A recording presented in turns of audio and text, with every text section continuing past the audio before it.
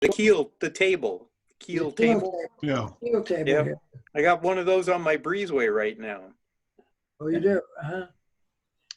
And I've got this is a music box here, Regina. Yeah.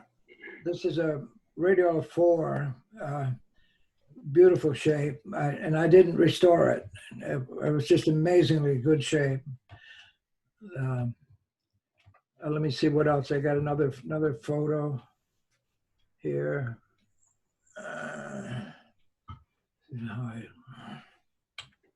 I don't see many places to sit. No, that is a problem. How do I get the next picture? Just scroll your mouse. It's only a That's partial problem because every time you see something, you get up and you walk over to look at it. There you go. Exactly. Yep. My Wow, wife prefers look to at this. have my wife prefers to have a little bit more normal furniture in the house and not just all the radios. It's So horrible. Gee. Yeah. that's that was- great. Oh, Wow. fantastic. Wow. Look at all this stuff. This is a base. Now you're getting into Bruce Phillips territory with the everything on a shelf thing. Nice. Wow. You have some. Wow. Look at all this stuff. I just like to have the room to have it all. Yeah, no Never- kidding. And I like that hardwood floor. That's beautiful knotty wood. That's Yeah, it is. really nice room. Very appropriate for your collection. Thank you. Antique gas meter. This is Leyden jar here. I might have a comparable amount of weight, but it's just in far fewer units. Yeah. That Grundig alone will do part a good chunk of them. Jim, do you remember the one that I had done the veneer on in the corner that I built the power supply for? I do. Jeanette, you do. Well, this is it before I worked on it. You can see it here. There's a couple of chairs down there. One looks like there's a little radio sitting on a chair. Do only the radios get chairs? People have to stand up. Well, the radios get tired, like all things, right? I hope there are no resistive line cords there. I see the gas meter right up on the right. I've enjoyed this thread. That's not a I gas have meter. That's a heat sink. You wrap the cord around that thing to make sure the cord doesn't get too hot. There you I go. do have one. I turned it on for Jim. And, Well, you can- the cord got a little warm, but I just shut it off. It didn't play. So it used to play, but I hadn't turned it on in a long time. I have some new line cords too, those resistor cords, but I don't imagine that they would be any good but they're brand new. I had 2 or 3 of them in a box from someplace. But anyone know what this is? Can you see my arrow? Yeah, we Yeah. can. I'm not sure what that is. I don't know what that is, but I think it was a coil for Tesla something or other. It looks like it's an oscillation transformer for transmitter, spark transmitter. Yeah, I think it's gone. I don't have it anymore. Somebody picked it up. Bob, I'm do on you have a picture of the knife switch? No, I don't. Scary. That's interesting. Very Do nice. you have a picture of Jeanette drinking a Manhattan? Yeah, right. Let's get down to business. Right. Enough of this. Anyhow, that's all I have there for now. Well, that was Thank you great. for sharing. Bob, if you ever want to do another detailed tour, we'd love it. Or Very pick a nice. set and walk us through a restoration, or 5 of your most unusual, or whatever you talk to us, and we'll put something together for you. We'd love to have it. Absolutely. Bob's Museum. Thank you for the impromptu tour. Very nice. Thank you, Bob. Well, Yeah, it's say, 7-Eleven. Bruce, Yeah. you still look like the Wizard of Oz. The great and powerful Oz. That was supposed to be for the Halloween program, the Orson Welles night. That was Right. that was a few weeks ago. Pay no attention to the man behind the curtain. A shadow knows. That's right. Oh, yeah. I like that. Now we have just a head, Bruce. All we see is his head. It's very, It's kind of floating around. We can call it Lamont. it could be, I'm going to be having nightmares. this could be sort of like, the Sleepy Hollow, the legend of Sleepy Hollow with Bruce's head. Well, anyway, so our topic this evening, December 3rd, New England Vintage Electronics Club Zoom Spectacular resumes, huh? So John and I had chatted a little bit, and a topic that I know, nobody's really ever had to deal with that problem set, or the set from HE double hockey sticks, or the set that, despite your, best efforts and hours after hours, you just can't either get it to play or play right or look right, or whether that's the cabinet that you might be working on that continues to flummox you, the veneer that pops back and or keeps lifting up. So we just thought we'd try to do a little round robin tonight. If anybody would like to share a story and tell us what set it was that perhaps they wish they didn't buy or acquire or find or try to fix. What was that set that just gave you a bedevil of a time to try to get back and restore? And maybe you could just share a few words with us about it and let us know if you did, in fact, overcome it, or just put it on the free table, or put it up on the punishment shelf and say, I'll just let you sit there and never play again after what you've done to me. So How about once you almost got divorced over? Oh, well, that qualifies. that could be a whole separate program. I don't know. I mean, The radio that caused the divorce. Jim may need more than 5 or 10 minutes to cover that. I don't know, Jeanette. We'll have to see. Well, you can think of this as cathartic, right? Yeah, that's right. You can kind of get it off your chest, and you can lie down on the virtual couch here, Or on your tell bench. us all You're supposed to about lie it, on your bench, right? and we'll try to help you get over your frustrations and anxieties and fears that have, that telefunken caused you. So anyway, so if anybody would like to raise a hand, Tom is raising his hand. Mr. Pereira. That's great. Well, we'll have at least 4 people, and we'll have Tom, Bill, Pear, and Noah. I know for sure. That's right. Tom, why don't you? Oh, and Russ too. So great. Tom, since you raised your hand first. Oh, we got Carl. We got probably everybody. We'll have to say, raise your hand if you don't have a story. Go ahead, Tom. Kick it off. Okay. I'm going to Okay, go. here we go. Let me share screen with you, and I'm going to talk to you a little bit about the question of whether to restore something or not. Oh, And I my know we've God. all faced that problem. Sometimes it's very obvious, like on the left here, and sometimes it's not so obvious. And the question is, do you restore it or not? And I just want to take you on a little tour of some of the enigmas and some of the questions that I had to deal with over the years, having done about well over 50 enigmas. Some of them have been hopeless. The ultimate goal, as with restoring fine radios, is to make it look really good and to make it work really good. And that's the same thing with enigmas. You want to get nearly the original appearance, but you want a few battle scars on there so people feel that it's a war relic, and you do want it in perfect working condition. And if you can do that, you get rewarded by $250,000. And this machine that you're looking at right here sold in the middle of the pandemic last week, can you believe it, for about $200,000. Yeah. Somebody Holy smokes. bought that machine and we drove it down to his mansion in Pennsylvania and happily took his check. But that's the goal. And let me just show you some of the steps along the way. We get enigmas all the way from these guys over on the left that are what you would generally call a basket case, to enigmas that look pretty good but need a little internal restoring and disassembly and rewiring and stuff like that. And I'll show you a few of these. Here's a submarine lying on the bottom. And we knew that there was an enigma in there, and we knew that there were divers who were going after it. And you go diving down to a submarine that's been on the bottom for about 70 years, and you go through these horribly tight holes, and you ultimately end up with your prize. Who would want to? Anyway, you end up with something like this, and then comes the question, do you restore this thing, or do you leave it that way as a true war relic? Well, in this case, the decision was to restore it. And here it is part of the way along. And this is after you clean the mud and the goop and the 70 years worth of salt off of the thing.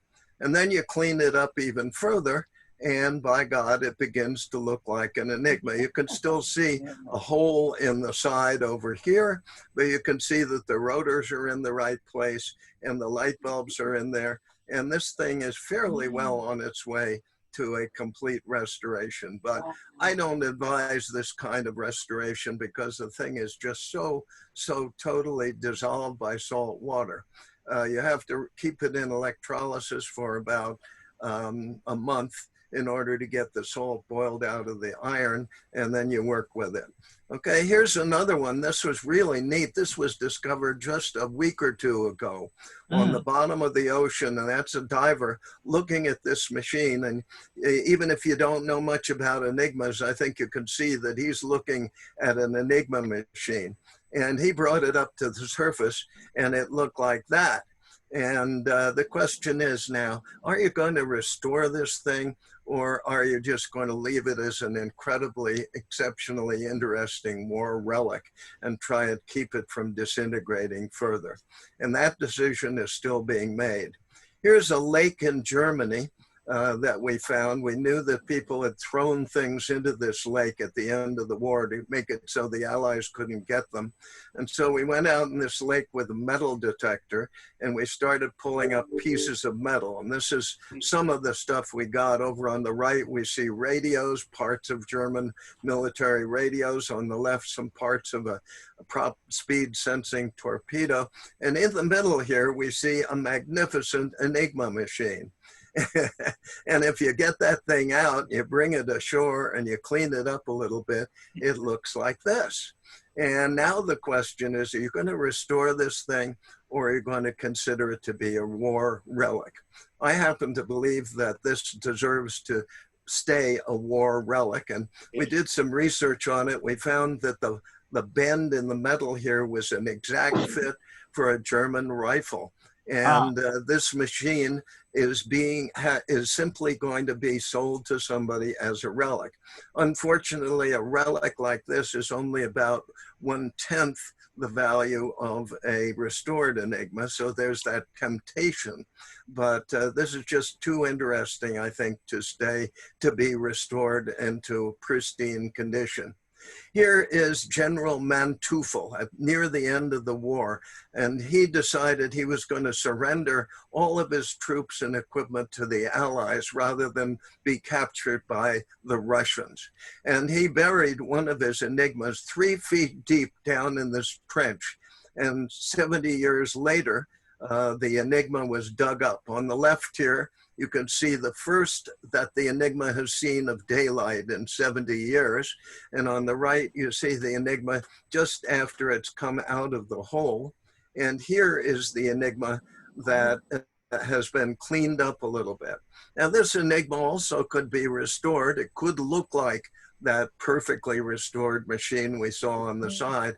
But I think that since we have the actual pictures of General Manteuffel and the hole that it came out of, that it's well worth keeping it in this condition. So we did that. Here's another one that was shot at.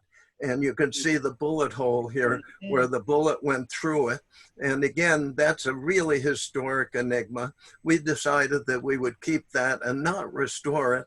And it ended up in the Spy Museum in New York City called Spyscape. And they took it and they mounted it and did a very nice mounting. And I personally think that that's a lot more interesting to look at than a beautifully restored Enigma that sits on your coffee table and doesn't tell the same kind of graphic story as bullet holes and places where it had been kicked in tell. So that's the story, and the big question is always whether we restore the machine or whether we leave it as it is. And that's my story for tonight. I do want to ask you to join me on the 17th. Is it the 17th, John? Yes. That we're going to have a meeting, because I have a holiday presentation for you called The Psychology of Collecting Radios. And I think you'll enjoy it. So keep that date handy, if you will. Oh, definitely. We absolutely will. And we'll look forward to that, Tom. That'll be a fun way to end the crazy 2020. So Tom, I would like to just ask you one question though. Now, would you be able to use that pistol on any other uncooperative radios that you have to put out of their misery? Well, Because in you just Vermont, had it, and I'm not taking it anymore. need a permit to carry, so you can carry that thing around. And if you see an uncooperative radio, you shoot it, Let and it then you have won't it. be tempted. Really, a great idea. You won't be tempted to restore it. That's right. We'll ask questions later. Meltzer will do Take a no nice job. prisoners. Thank you. So let's see, who's How up? about Pear? Okay, Yes, Bear. well, the reason I am considering this the hardest radio for me to have restored is that it was the first radio that I had to fix, or that I wanted to fix. It didn't turn out to be the first radio I actually fixed, because while I was trying to understand what was wrong with this one, I did learn that simple radios could simply need one burned out tube replaced or filter condensers replaced in order to make them work well again. But my problem was that I didn't really know anything. However, I happened to have my first job working at the main branch of the Brooklyn Public Library. And there I saw old guys, or they certainly looked like old guys to me anyway, sitting around staring at mysterious things. And this is the circuit diagram for the radio that I was trying to learn how to fix. And you can see at the top of this circuit diagram, you've got the circuit of the radio part, and then at the bottom, you've got the power supply. Now, the power supply in that radio looked basically like this power supply. Let me show, can you see this one? Yes. Okay, this is the 80 rectifier tube. And inside of this power supply are buried the power transformer and filter condensers and a bunch of resistors. So for example, this terminal is, I believe, the plate of the 71A power tube, and another one is the plate for the 26 first audio stage. Well, anyway, so I had this, I absconded with this circuit diagram. I figured that I needed it more than anybody else did. In fact, I even dated it January 20th, 1953. Oh. So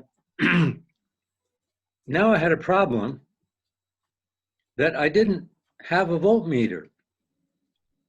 So I gathered my courage and my meager finances, and eventually I had enough money to buy a kit to make an ICO vacuum tube voltmeter.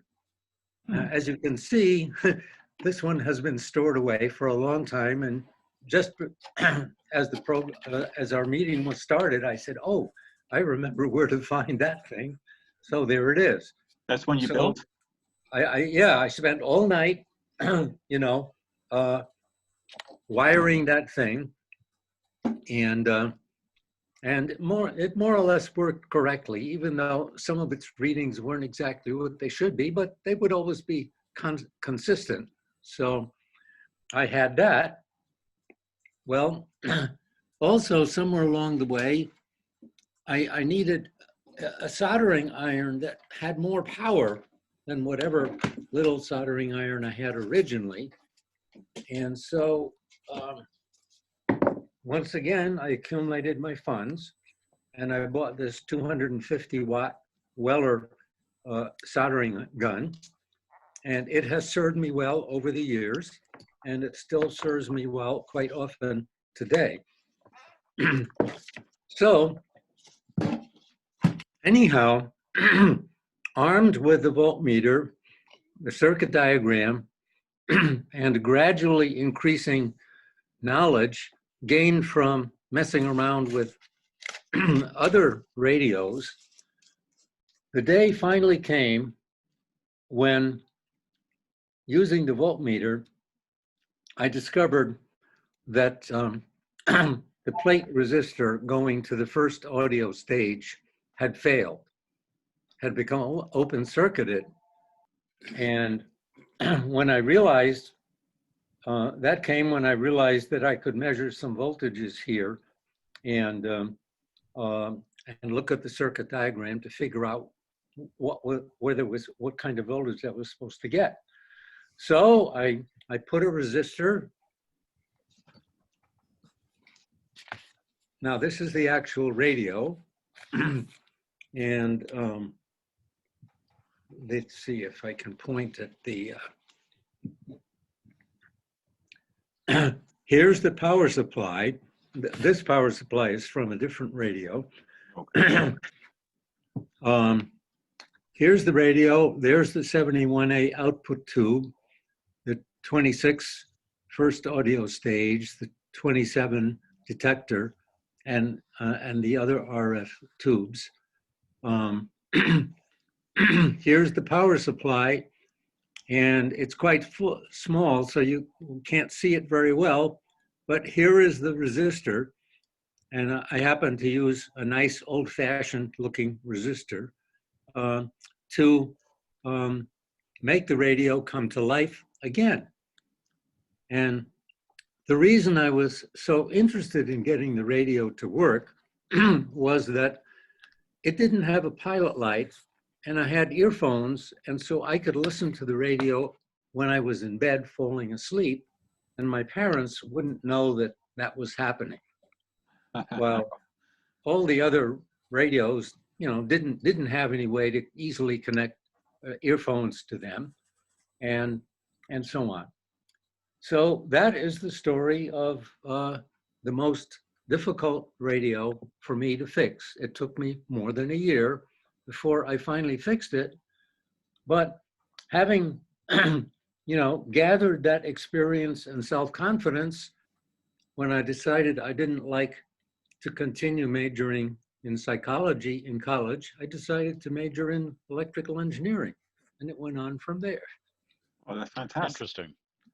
Interesting story, and it's also, a nice perspective as well, Per, because you could certainly have an extremely complex set that would baffle the most skilled and experienced technician. However, that most difficult set could also just be based, it's a relative question on your skill set.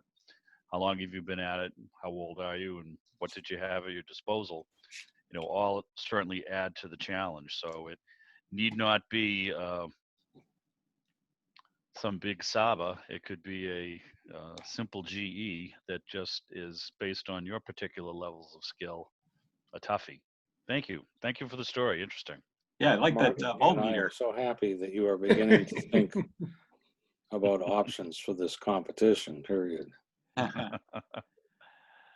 Okay. How about Noah on deck? Okay. Let's see. Before I get going, I think I would like to. We look forward to seeing the living nativity scene, period. Just quickly, I have a friend who lives in New Jersey, and we only see each other a couple of times a year, but we decided a couple of years ago that it's funny that we're having this topic about, there's always that something, that radio, that television, that record changer, whatever it is, something that just stumps you and you just can't get it going. And everyone's got at least one. So a couple of years ago, we instituted a swapping program so that when we would get together, I would bring my biggest pain in the ass down to visit him, or he would bring his most troublesome thing up to me, and sometimes just a different set of eyes, and just like, here, you take this for a while and give me one that's, causing you a lot of grief. And then, maybe I can do something with it, maybe I can't, but at least it's a new perspective kind of thing. So I don't know whether we want to think about, we can all contact one another, offline or separately or whatever, if we have the means and the emails to do that. But, that's just an idea, because it's worked out pretty well on a couple of units between my buddy and I, where he found something that I couldn't find in one of my problem children, and I found something he couldn't find in one of his. So sometimes that just works. You're still on speaking terms, right? I was gonna say, how, do you guys Yep. hate each other now? Yep. No, there's no, there's no time. I'll show. As I mentioned Let me give before, him this. we put the No tree time in the crunch. window to bring this to the next level! Yep. Exclamation point. So, Very good. so anyhow, That's I'm an interesting sort of, spin. this is a little bit along the lines of, I think I need an intervention. Maybe it goes back to the initial conversation about to restore or not to restore. So I have a couple that I would like to share with the group. One is a relatively recent acquisition, and I'm going to walk into the other room where it is. And some of you may gasp in horror, and others might say, "Ooh, wow, how neat." This crazy looking contraption is an EH Scott, or was an EH Scott Allwave 15, with its Look at that monster. beautiful bright chrome chassis and its equally beautiful bright power supply, and it has its original speaker, and it's all pretty much original, and no one's been in there monkeying around with it, but it lost its cabinet a long time ago, and somebody got this big, I don't know whether it was part of a jukebox or it says Klipsch in one of the speakers that's inside of there, but the original speaker that came with the unit is inside that box, and the power supply mounts inside that box, and then the cables come out the back, and this decorative kind of jazzy snazzy front end was put on. It still has all its original wooden knobs and its dials and things. So it's a very recent acquisition, and I'm dying to get to work on it and make it work again, but I'm a bit, I don't know what to do about, do I try to find an actual cabinet for it, or do I use it as I found it with this very decorative black, silver, and red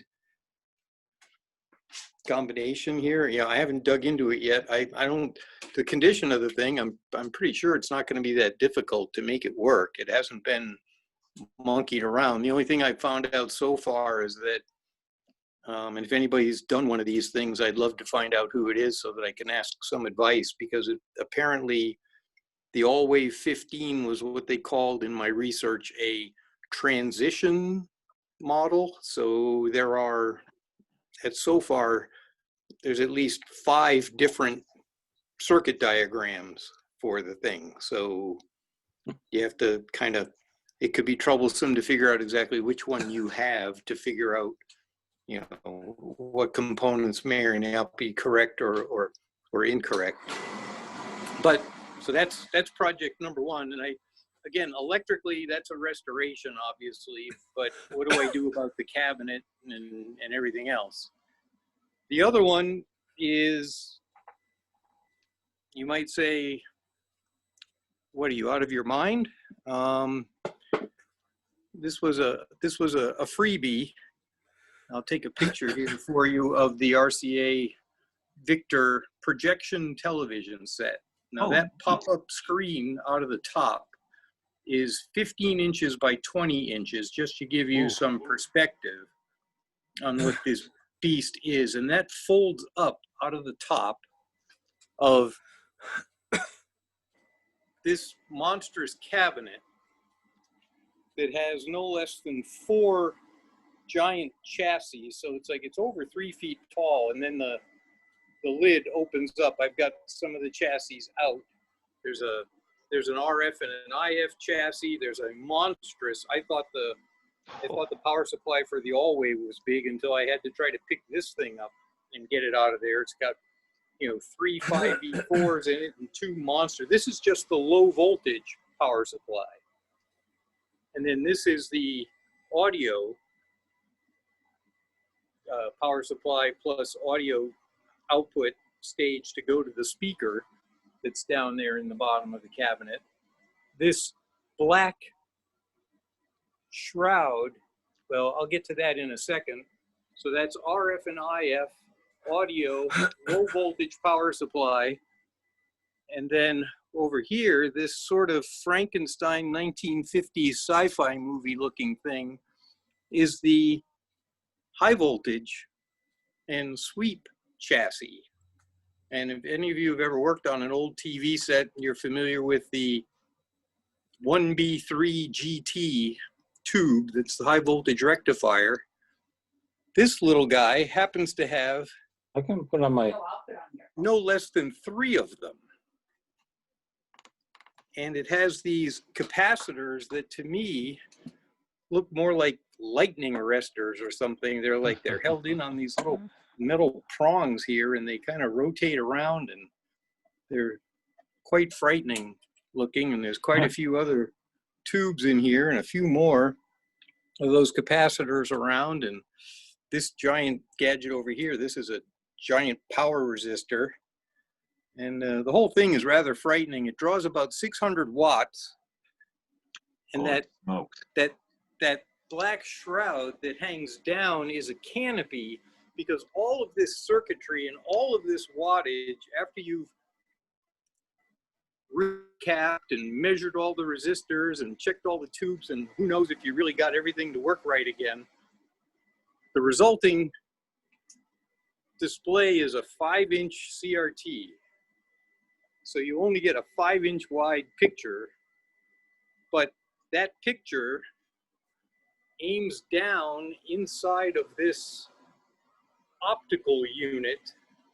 So it faces down inside this container, and there's a focusing ring and a chain drive mechanism to position it properly, so that in the bottom there is a giant parabolic mirror, so that as this 5-inch CRT aims down, it hits this parabolic silvered mirror, which then reflects up past it, and it all takes place inside this shroud to keep any ambient light out.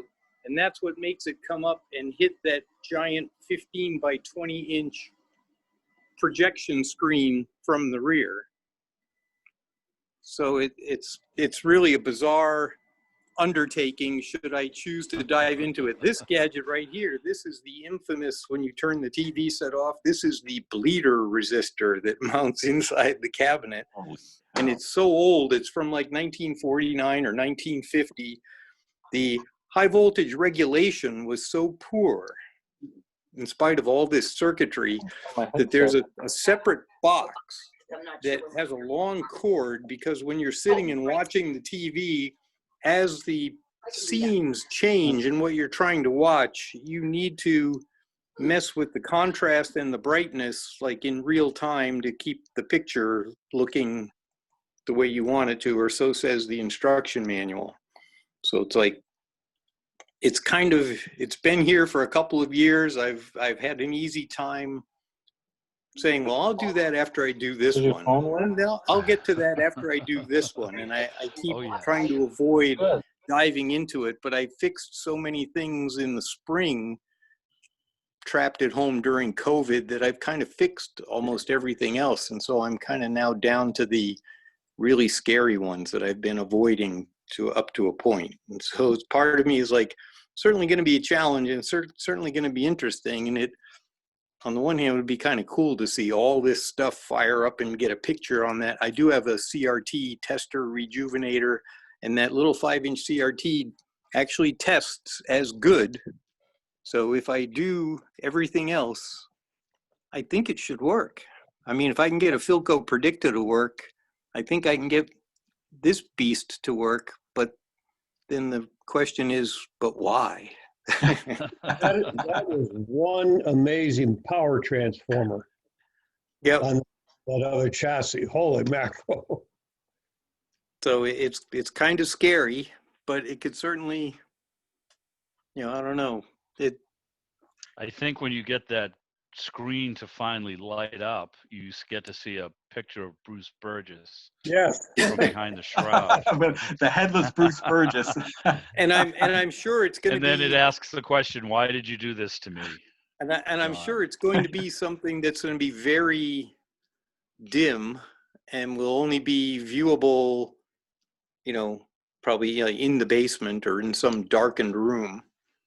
Of course, the other silly thing to do is, since there is a mirror and there's a pop-up screen and it is rear projection, I could just take one of those little projectors that have been used in offices now, decade or so, and I could put one of those inside the cabinet and just run video to it and just use it as a rear projection TV with one of those modern things in there and kind of street rod it and not worry about the 600 watts of craziness inside. But that's just doesn't seem like the right thing to do. Where's the fun in that? You're the same type of guy that Bluetooths all the consoles too.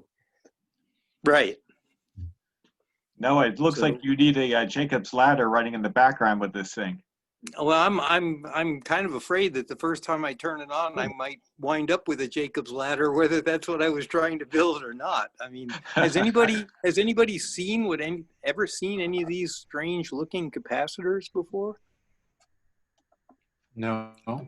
They look like a doorknob variant.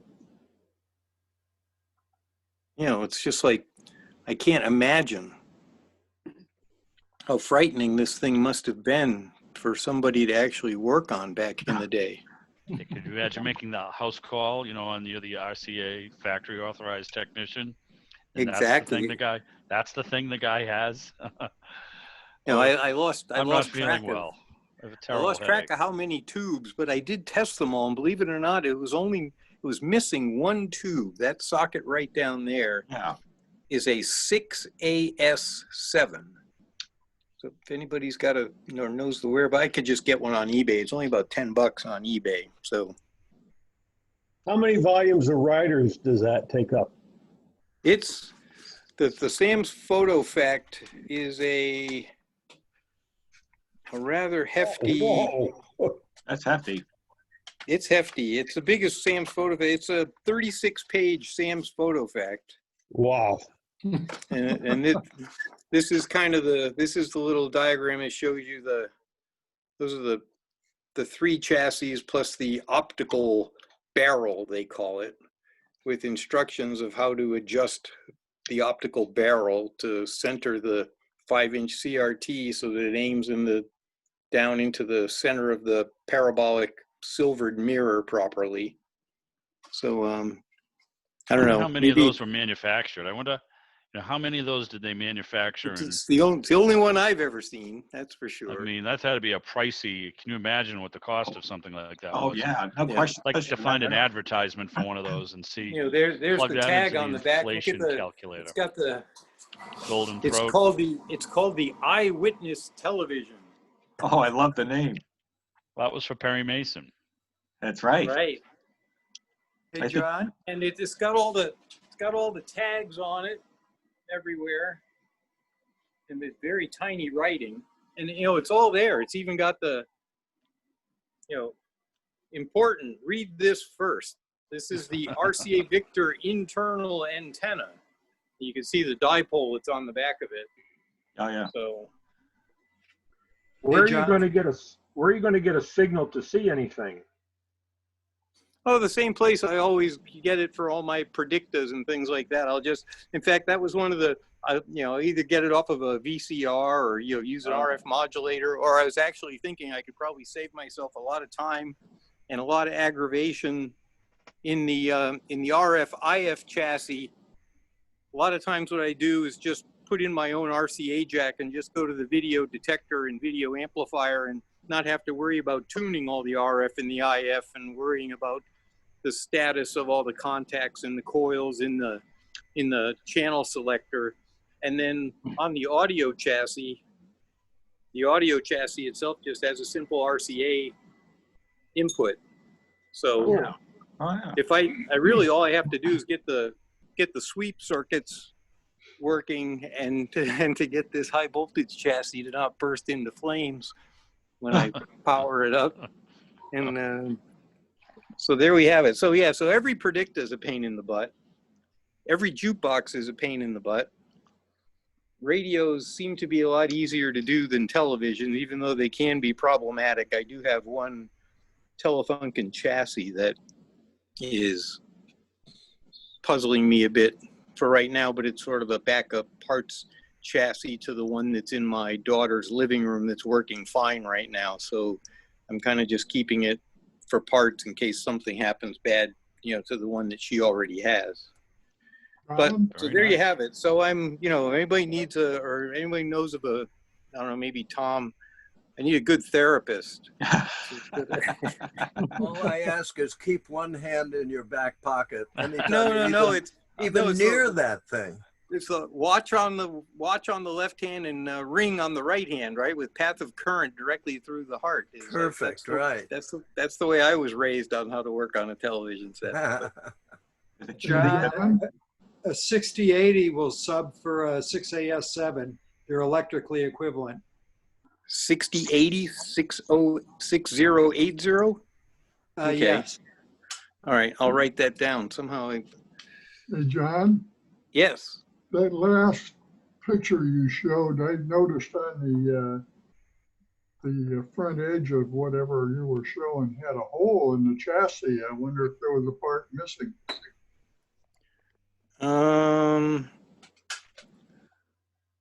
When I was aiming down at the tubes, or Yeah, you were aiming at the set, and well, yeah, right by that octal socket.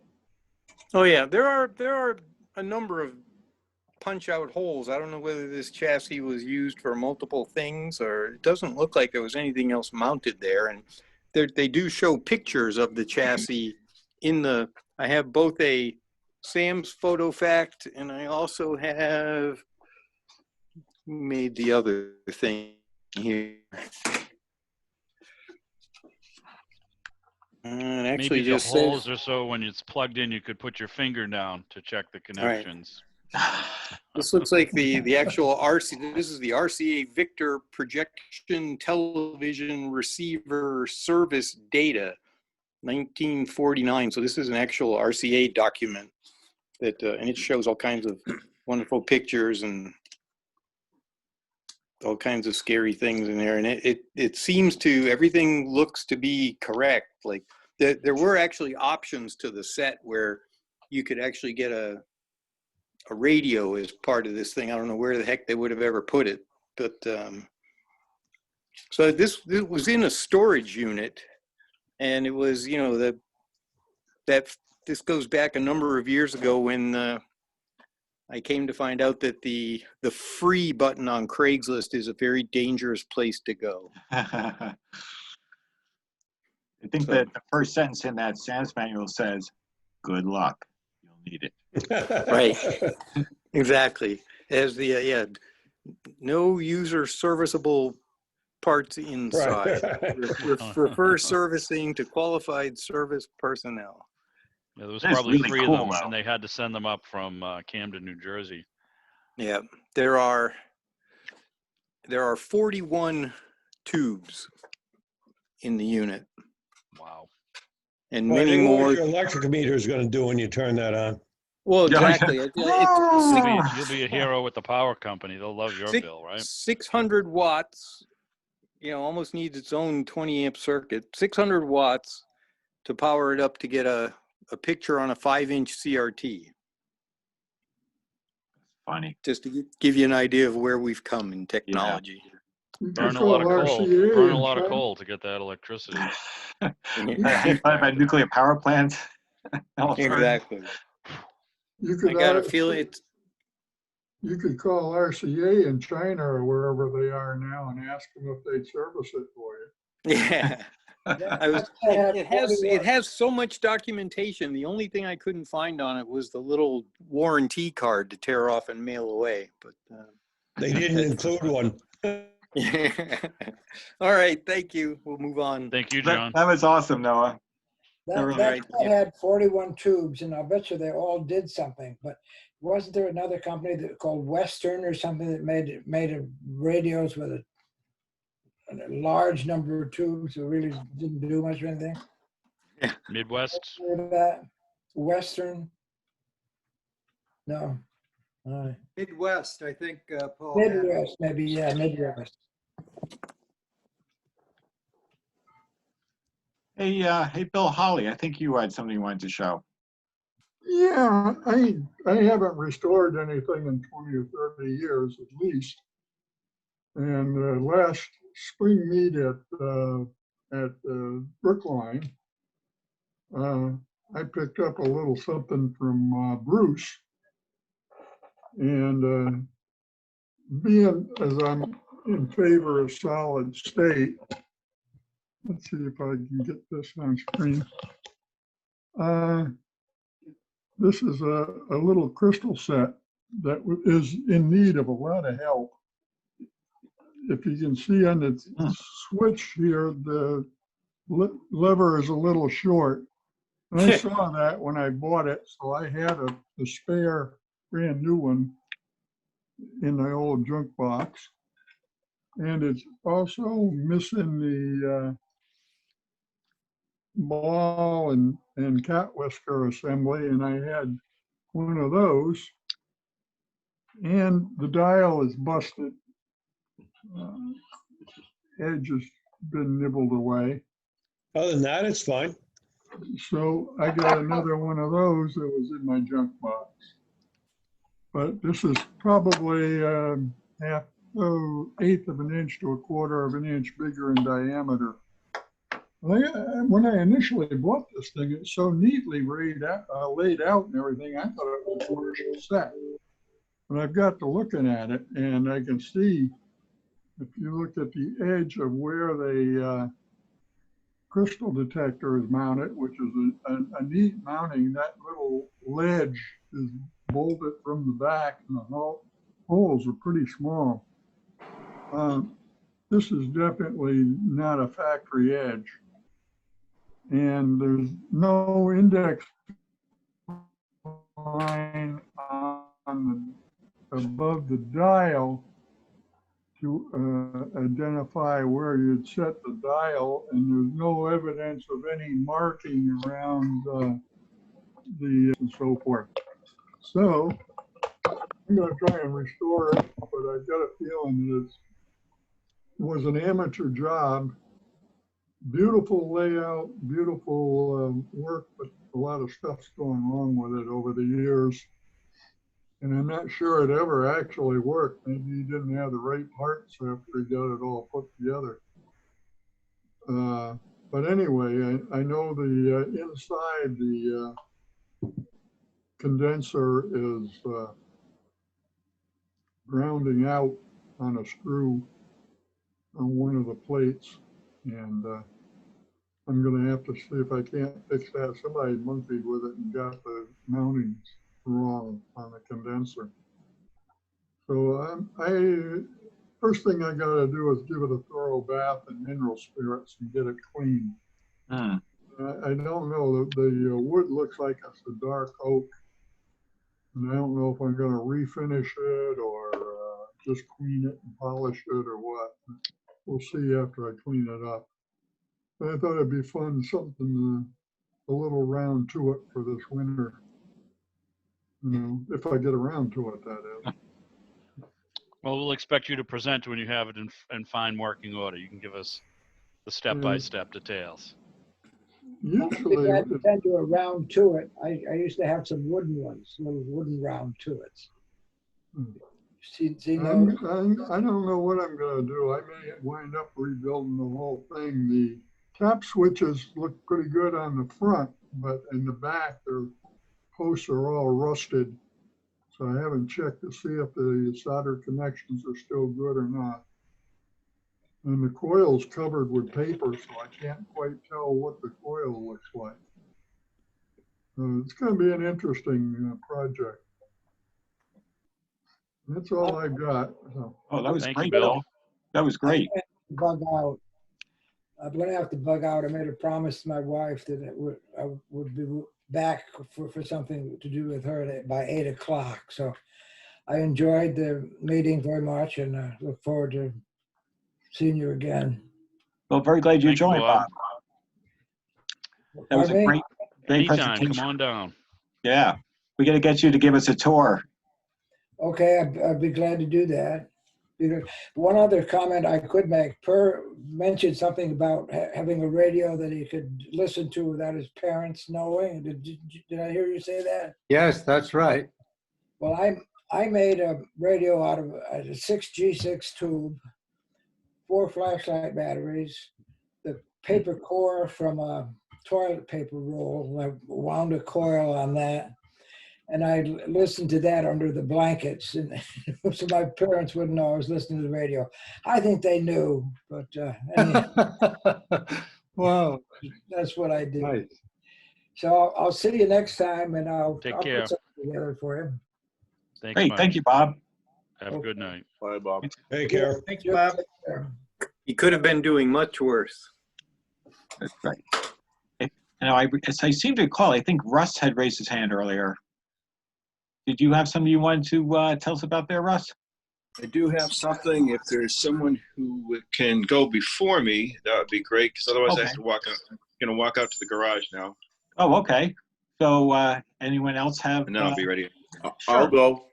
Oh, okay, Len. Go on ahead. So I'm going to switch my camera around. Okay. So I have this Crosley Playtime grandfather clock reader, or grandmother, or whatever you want to call it. And I bought this for $11 at a church auction. And when I got it, the chassis was gone, and there was a car radio mounted right where the 3 knobs are. I don't know if you can see that. Oh, okay. So I ended up going on the ARC and saying that I wanted this Crosley chassis. And I found a guy in Florida that had it, and he wanted to trade it for a rider manual, which I actually had too. So we traded. He sent it up from Florida. I put the new chassis in and rebuilt the front where the car radio was, and got it working. But it was only $11. Nice find. $11. Wow. That's and great. I chassis for just a trade, so I probably had about maybe $20 into it, and it worked fine. Fabulous. I mean, so $31 later, you're good to go. Right. It even grew leaves. Then it sprouted. Yep. That had the Telecron electric clock motor in it with the little red dot when the power goes out. Right, and you gotta get it going. You spin it and start it, and then it goes. Yeah. Yep. That's cool. Telecron It's is even a nice enough piece of decor that you can kind of justify having it right there too. absolutely. Yeah. I love it. Not my just wife another one of likes those it, so. radios. Yep. That's a looker. I like it. Yeah, it is. Telecron, Ashland, Massachusetts, boys. Yeah, yep. Well, good thing it's small footprint on the floor too. You know, if they have height, it's not Build so up. bad as long as it's That's a right. small footprint on the floor. Yeah. So that's my story. Oh, that's awesome. Thank you, Len. Thanks, Len. Looks like Russ is in the garage or back from the garage. I'm not sure. Oh, he's got a coat on. I think he's in the garage. I am now in the garage. All right, Russ. Let me flip this around, figure that out. It's a Philco 37610. Oh. And I have a name for it that I'm pretty sure I can't say on the air for it. From an electrical standpoint, it gave me a real rough time. I'd have it working, then turn it off, maybe the next day try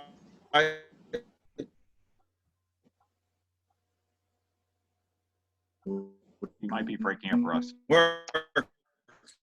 Wi-Fi not reaching to the garage. Yeah, we're just losing your audio. We can still see the set.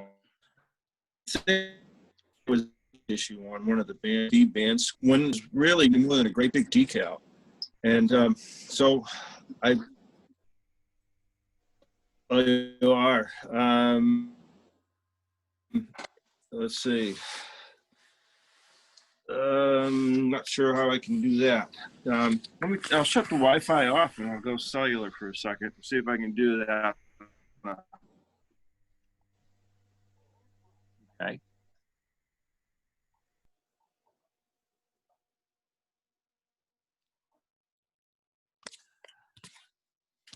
Right. Are you able to get me now? Yeah. Yep. Okay, so Wi-Fi is off. So, from, I don't know if you got all of it, but from an electrical standpoint, it really just gave me a real tough time. Finally got it working, and it had the Philco photo finish on it, which is like a great big decal with all the fake wood grain and everything else. So I purchased a replica of it for more than I paid for the radio. And I screwed it up royally because this has edges on it, and I just couldn't get the decal up against this, sliding all around. So I ended up having to, I just kind of got some different color toner and some paint.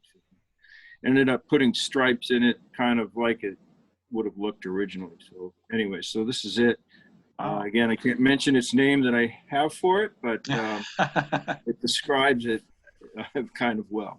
But it's still here. I don't want to get rid of it. Kind of a reminder of things. Came out pretty well there. Anything with intermittent issues is mad. Leave it to Philco. An hour later, it doesn't. Yeah. That's it. Thank you, Russ. All right. Thank you all. Oh, that was great. Nice radio. I like what you did with the finishing yourself. Yeah, thanks. I mean, some of the lines aren't that straight, but well, that's not bad for a hand job. I think it's pretty impressive there. All right. Thank you. Okay, who's up? Larry. Yes, sir. You're muted, Larry. You're ready? I guess you're ready. Oh, yeah. We're ready. We're all ready. Okay. I'm going to try this here.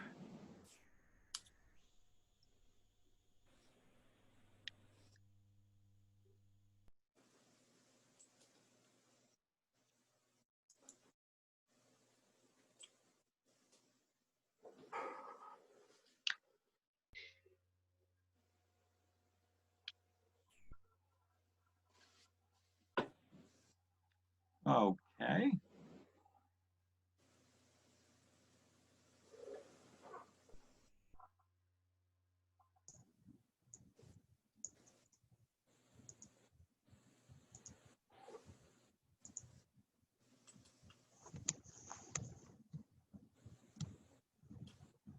Must be a stereo. There's a meter on the left and a meter on the right. There you go.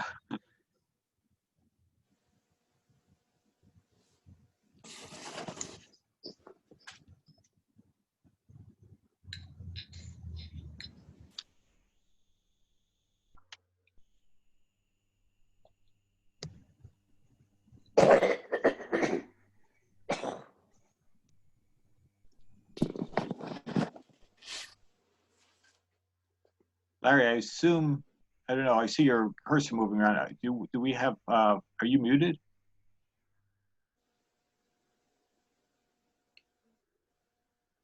He's telling us about the audio problems with the radio. It's a transmitter. You have to tune to 872 kilohertz on your own radio to hear it. There you go. Can you hear me now? Yes. Yes, Larry. Okay, I'm not doing anything different, I swear. Wow, that's, Of course not, Larry. Yeah, all right. Well, I don't know what it was, but I'm doing the same thing I was before. that's fine. All right.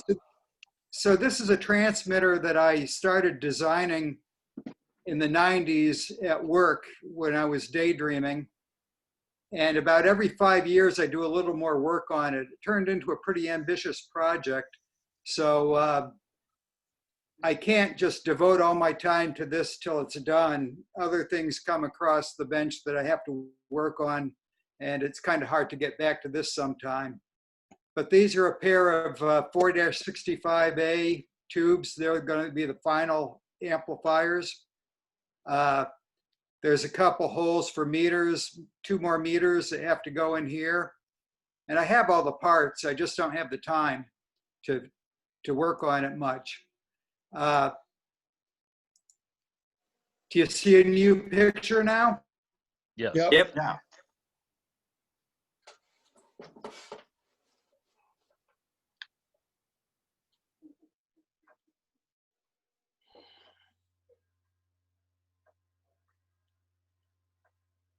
I'm not sure if we have. We can't hear you. Your mouth is moving, but nothing's happening. I usually have the opposite problem.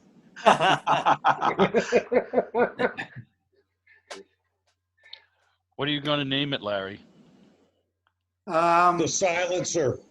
The silencer. There we go. Can you This is a hear me tough now? crowd. Yeah, we can. Yeah. Larry. Okay.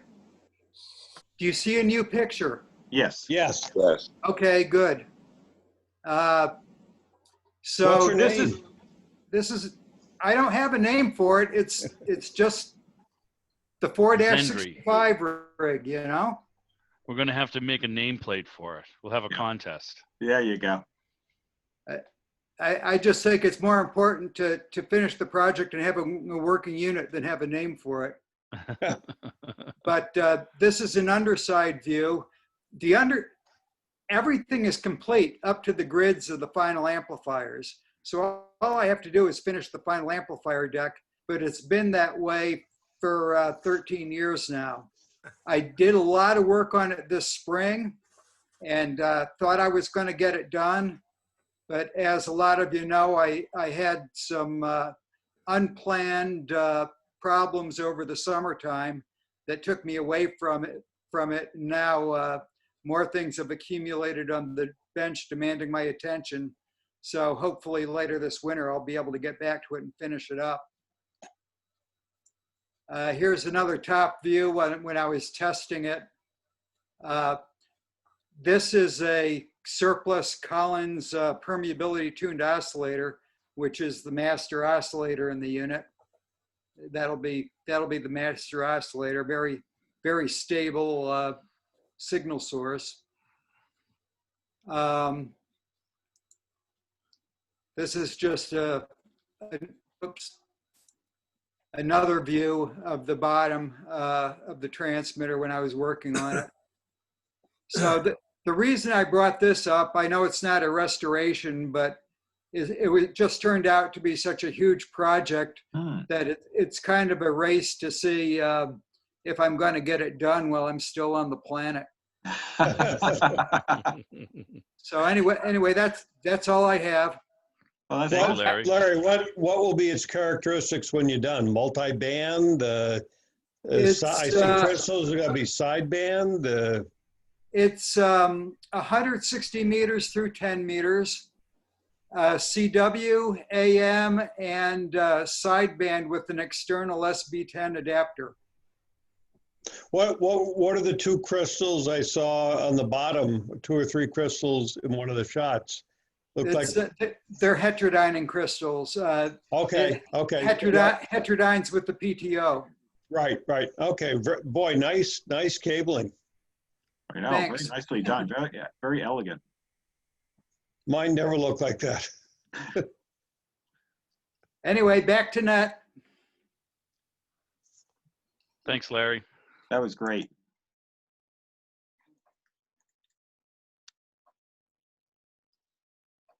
You did it. Thank you. Thank you, Larry. Thanks, Larry. That was great. Yeah, it was. I have a question. Sure. Yes, Bruce. For Larry. Larry, I noticed in that rig, you had some sort of oscillator that looked like this.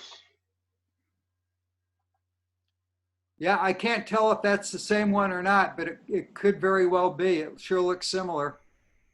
Well, I don't know what to do with it. What should I do with this? You can give it to me. I might think about that. Okay. Or you can just build a radio around it. I will send you an email. Well, here are the identification on it. I don't know if you can see that. Yeah, Yep. yeah, we can see it well. That's a Collins PTO that make a nice little VFO. Yeah, I know mine came from the T-195 transmitter, and it looks like Bruce has got the same thing. On either the AWA reflector, I think the AWA reflector over the last week, there's been a discussion of making that into a VFO. So if you're subscribed to that, you might want to take a look. Oh, I will. I do subscribe to it. Yeah, there's a guy talking about having done it and another one talking about doing it. So it is a VFO. It is a VFO. I don't know how you have to make it into one. Well, you know, to take it from that, yeah, I get it, Larry. Okay. To make it into a nice looking functioning PTO. It's not a VFO, Larry. It's a PTO. It's both, right? Actually. You're right. You're right. It's both. A PTO that's a VFO. Okay, good to know about it. You might find something in your mailbox. I don't know. 53 High Street, Damascotta, Maine. Question is, how many of you have taken the cover off a Collins PTO? They are very, very interesting. George, K1ANX gave me this one to play with. I'd always wondered, been a Collins freak all my life. And you can see how turning the dial runs that little core in and out of the coil. And there are also some temperature compensating devices along the side there, all kinds of interesting and nice goodies. So if you have a spare one of these, it's really quite instructive to take it apart and look inside. Little roller that rolls along that spring to keep it from having any backlash. Very interesting device. Thank you, Tom. That's the difference between you and me, Tom. I don't take the cover off of PTOs, and I also don't put electrodes in cats' heads. More power to you, may I tell you.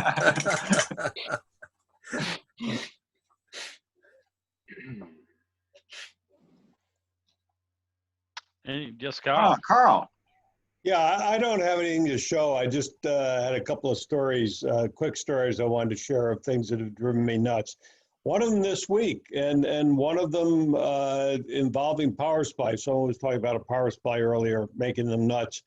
I'm refurbing a DX60, and the DX60 gets its DC by coming through a transformer and then going into a network of 4 electrolytics, 2 pairs in series either side of resistors, and then it's tapped off on the bottom 2 and the top 2 to get the high voltage and the lower voltage for the drivers and so forth. Well, you know, obviously sizes and everything change, and there's a CAN capacitor on the top of the chassis and then 2 large electrolytics. I want to keep the CAN capacitor there just for cosmetics. I tend to do that. And I needed 440 at 450 microfarad caps, 450 volts rather, to make it work. So I didn't happen to have any. So I went to Antique Radio Supply, since there are no flea markets going on now where you can get them for $2 a piece or so. And their price is just unbelievable. You know, $15 each or something like that. So I went to Mouser, and it was a couple bucks a piece. And I've not used Mouser before. I have no reason to think they're bad or anything, but I found the ordering process a little confusing. So the cap showed up. I paid extra to get them here the day after Thanksgiving so I could work on it. Did a nice job putting it all together underneath the chassis, added terminal strips and so forth. Plugged it in and immediately blew the fuses. Blew the fuse. Well, so what the heck is this all about? Because it hadn't done that before with the old caps. So, yeah, I kept going back and forth and back. I ended up replacing all the diodes, thinking, had they gone bad, even though they seemed to test okay? You know, it was one of those cases where you're going down every rabbit hole there is. And I don't know at what point, but I had a good 5 to 8 hours into this thing over a couple of nights. And I noticed one of the caps, the power supply caps, was getting warm. Well, that's odd. Maybe that's gone bad somehow. You know, new old source, not new old source, new source. So I picked up another one because I had bought extras, and it had very tiny print on it. And I took a look at it, and I didn't have 40 microfarads at 450 volts. I had 1,000 microfarad at 60 volts. So, I have no idea how I ordered that, but, you know, I found my problem quickly. And I thought, you know, here's a case of something being so obvious and so right in front of me, because what else could it, you know, how much is there to a power supply? So that's my moment of enlightenment. But the story I want to share involves a friend of mine who will remain nameless, but someone I've been very close with for a number of years, who just does beautiful restoration work. And he was working on an SX28, and he had taken a long time to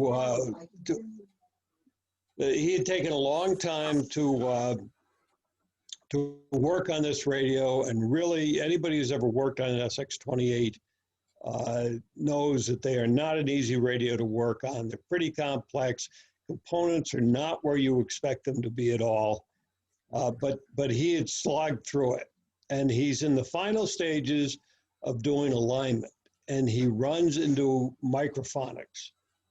And microphonics so bad that he can speak into the tuning capacitors and hear it in the speaker.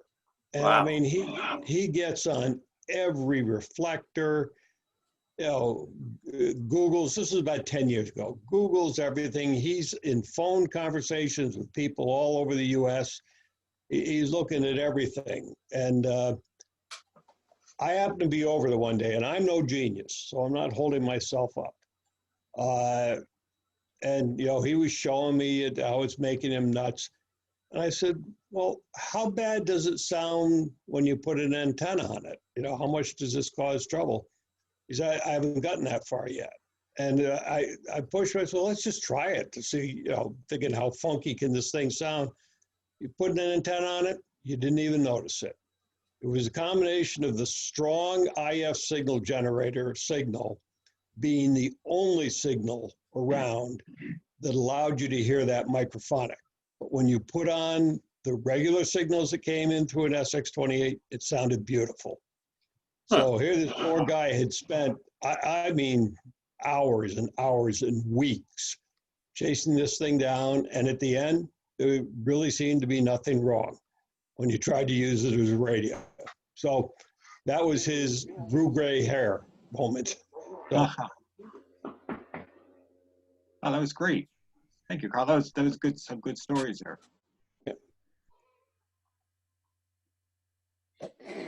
Well, let's see. I don't really have anything. You know, my solution is just to give something to someone else to figure out, basically. Which I've. Alan Finger right now was banging his head against the wall against something I gave him a few weeks ago. So we'll leave it at that. And I think he may be running up the white flag on it. It just refuses to behave. But I just wanted to pass something on. I don't see George's picture tonight, but it does look like he's listening in. So George, I picked up the Silvertone 1965 you had sold to Howard Mariotti. Oh, I don't know, several years ago, and it's a sweet little set. That mini console, the Silvertone, 8-tube. Do you remember selling it to Howard? Yeah, it was He thinks he ways bought it back. from you. He thinks he bought it from you. He then came back and told me, I think maybe like 2003 or. I was amazed at his recall, but it plays like a top, and it's a real nice That's looker great. too. So, and we've snuck that in to the house, and we're just trying to be quiet about it right now. But it's the right size console, and it has a beautiful dial. So I'm not sure who worked on it, whether you had done some stuff to it or Howard did, but it went to a good home. So thank you for saving it wherever you saved it from. And let's see, other than that, do we have anybody else with a story, a comment, reaction to anything tonight? Still waiting to hear that from that long line of volunteers that are going to come over and help me with this RCA thing. You're waiting? Yeah, you may have when the phone don't ring, John. But you know what Carl was speaking about is basically what you were doing with your friend there, as far as having a different set of eyes, a little different perspective. Just, if it's befuddling you, let someone else look at it with the hope that, maybe the obvious will attack them, or well, let's try this, that, or the other thing, and see what we get, based on their own experiences. There is a project that the IEEE run, if I have the right amount of E's. Yeah, the IEEE, yeah. Yeah, they were doing living histories with various people who were involved in the radio industry, and that could be somebody who was an executive, it could be somebody who was a designer, an engineer, and they would gather up this stuff, before these people departed the current world, and they would, preserve their story and keep them in their archives. They had a fascinating interview with this guy, and his name escapes me, but he grew up in New York, and he learned his basic radio servicing from an RCA teach yourself to be a radio repair technician. Anyway, long story short, this guy goes on to get a job on the assembly line at the Air King plant down in Brooklyn. And they made a lot of stuff for Sears, Silvertone, and they did make some of their own stuff as well.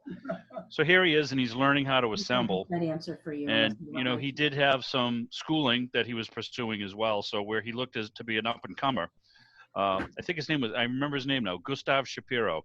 So Shapiro gets on the trouble bench with a couple of these guys down at Air King. And the trouble bench gets all the sets that come off the line that won't play for whatever reason.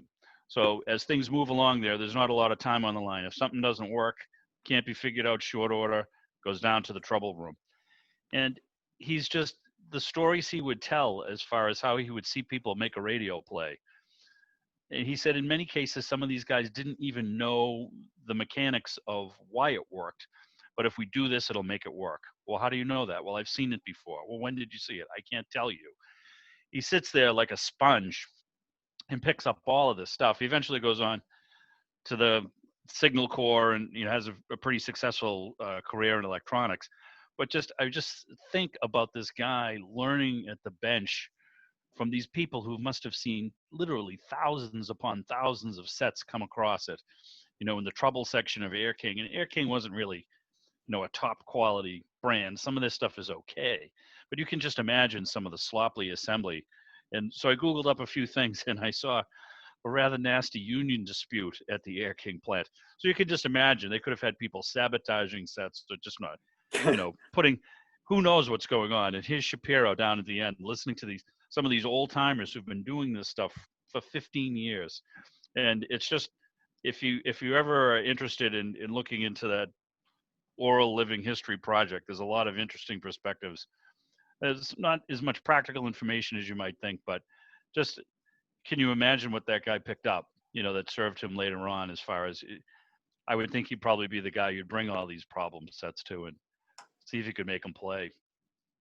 Definitely. Anyway, we're going to be back. We're going to be back for a Tom's presentation on the 17th. Yeah. Hey, Paul. Before we skip out, it looks like I think that Jim is going to tell us his story, perhaps his near divorce with Nat.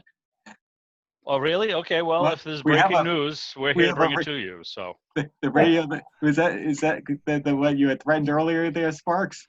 Yes, we were down when we went to Stamford, Connecticut to see Bob Barker. He was so happy for us to visit his museum that he sold me this Grinnell World Cruiser 1934 Oh, for just a $20. little cruiser. Yeah. All original, never been touched. He's had this a long time. I hope to start on it this weekend. Maybe it plays. Don't know yet. That's it. It's a nice looking set. That's I like the beautiful. lines. I like the grill work. It's beautiful. Yeah, Sort of a tulip type look.